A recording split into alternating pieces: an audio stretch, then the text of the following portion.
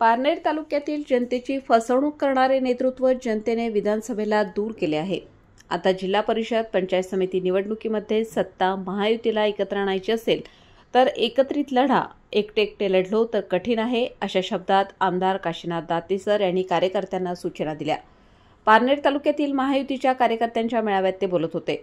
यावेळी माजी खासदार सुजय विखे पाटील, अशोक सावंत, सुजयदादा विखे, विश्वनाथ कोरडे, दिलीप भालसिंग, राहुल शिंदे, शिवाकाका खिल्लारी, सुनील थोरात, किसन शिंदे, सुभाष दुधाडे, वसंत चेडे, सचिन वराळ, पंकज कारखिले, विक्रम कळमकर, सागर मैड, अमोल मैड, अश्विनी थोरात, सुधामती कवाद, सोनाबाई चौधरी, सोनाली सालके, नगरसेवक अशोक चेडे, युवराज पठारे, नवनाथ सोबले, कांतीलाल ठाणगे, लहू भालेकर आदींसह कार्यकर्ते मोठ्या संख्येने उपस्थित होते।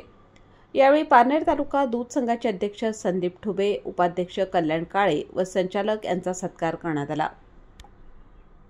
आणि म्हणून या भविष्यामध्ये असे फसवणारे, असे दबाडी करणाऱ्या लोकांचा पाठीमागं खऱ्या अर्थानं त्यांना या तालुक्यातून त्यांना नेस्तनाबूत करणं आज आपल्याला खऱ्या अर्थानं गरजेचं आहे। पहिला धडा आपण दिला। लोक विधानसभेला तुम्ही सगळ्यांनी एक जिनशीपणाने मदत केली आणि जो निकाल कदाचित अनेक लोकांना वाटत होतं दाते कसले निवडून येतात, परंतु हे सगळे व्यासपीठावरचे जे आहेत ते सगळे मान्यवर त्या ठिकाणी एकत्र झाले, सगळ्यांनी मतभेद विसरून काम केलं आणि त्याचा परिपाक खऱ्या अर्थानं ही विधानसभा आपण या ठिकाणी ती जिंकली।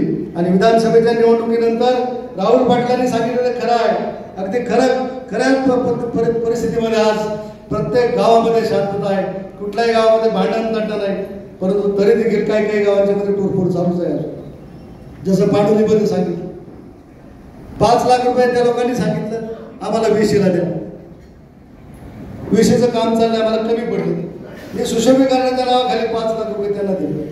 तिथला सरपंच ते पैसेच घ्यायला नाही होता, आम्हाला नाही पाहिजे, अरे तू आमचेही घेत नाही आणि त्यांच्या मुले काय करीत नाही आणि तरी गावातले लोक सांगतात। हे असले लोक पुढे भविष्यामध्ये ग्रामपंचायतीमध्ये तरी निवडून येऊ द्यायचे का, हा विचार खऱ्या अर्थाने आपल्याला उद्या भविष्यात कार्यकर्ते म्हणून करावा लागणार आहे।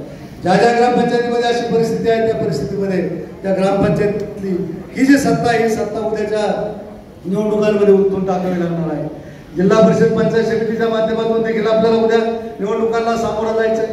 महायुतीमध्ये काय ठरायचं ते ठरेल, राज्याच्या पातळीवर ठरेल, इथं तालुक्याच्या पातळीवर आम्ही सुजयदादा नामदार साहेब आम्ही त्या ठिकाणी निर्णय घेऊ, पण महायुतीचे निर्णय घेत असताना घेतलेले निर्णय हे मान्य करण्याची सुद्धा मनाचा मोठेपणा आपल्या सगळ्यांना ठेवावा लागणार आहे।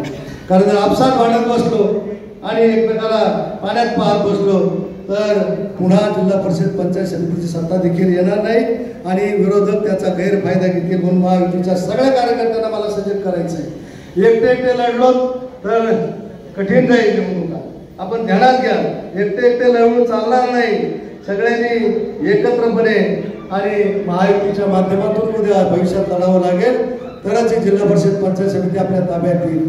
परंतु शेवटी वरचा निर्णय, जो काही निर्णय होईल त्या निर्णयाप्रमाणे आपण निश्चितपणे इथे देखील तालुका पातळीवर निर्णय घेणार आहोत।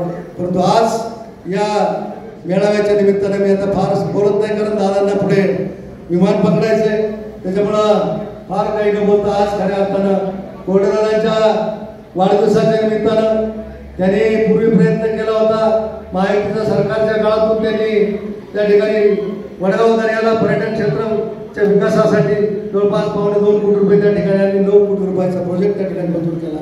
आमचा सागराबा या ठिकाणी बसले, मला वाटतं सागराबांनी काहीतरी त्या काळात त्या मंत्रिमंडळात संपर्क करून, गणेश नाईकांशी संपर्क करून सुप्यासारख्या ठिकाणी देखील 7 कोटी रुपयाची कामं त्या ठिकाणी मंजूर करून आणले। राळेगंज झरपाळला पंकज कारखिले त्या गावचे सरपंच यांनी देखील त्या ठिकाणी कुकडीला 3 कोटी रुपयाचा निधी त्या ठिकाणी प्रयत्न करून मंजूर केले। हे माझ्या आमदारकीच्या आधीच आहे, मी मोठ्या मनाने सांगतो, उद्या मी असं म्हटलं असतो नाही तो मीच मंजूर करून आणलाय, हाय मीच मंजूर करून आणलाय, शेतेश्वरवाडीला देखील 4 कोटी रुपये आणले। हे मी मुद्दामून सांगतो तुम्हाला, अशोकराव हा निधी जो आहे हा मी आमदार होण्यापूर्वीच्या बंधुदय आहे, परंतु आज महायुतीने दिला, महायुतीने दिलेला आहे आणि हा निधी आज या ठिकाणी मंजूर करत असताना या कामाचं संपूर्ण श्रेय ज्यांनी मंजुराला करून आणलाय ते खासदार माझे खासदार आदरणीय दादा सुजयदादा विखे पाटील असतील, मी असेल, आम्हालाच महत्व देऊन ते आज त्या ठिकाणी भूमिपूजन वगैरे करतायत किंवा त्याचं लोकार्पण करतायत. आणि म्हणून कुठल्याही प्रकारचं आमच्याही मनामध्ये शंका नाही. आम्ही तर मी जाहीरपणे सांगितलं की त्यांनी आणलंय, मी असं नाही म्हटलं मी आमदार झालो मी आणला. आणि म्हणून हे ज्या गोष्टी आहेत याच्यासाठी फार प्रत्येकाचं मन मोठं लागतं. अशा पद्धतीने मोठ्या मनानं जर प्रत्येक जण वागायला लागला तर ही महायुती 100% अभेद्य राहील आणि निश्चितपणे या तालुक्याचं उज्ज्वल भवितव्य आपल्या सगळ्यांच्या हातात राहील एवढंच या ठिकाणी मी सांगतो. आणि पुन्हा एकदा आपण सुजयदादा या ठिकाणी आज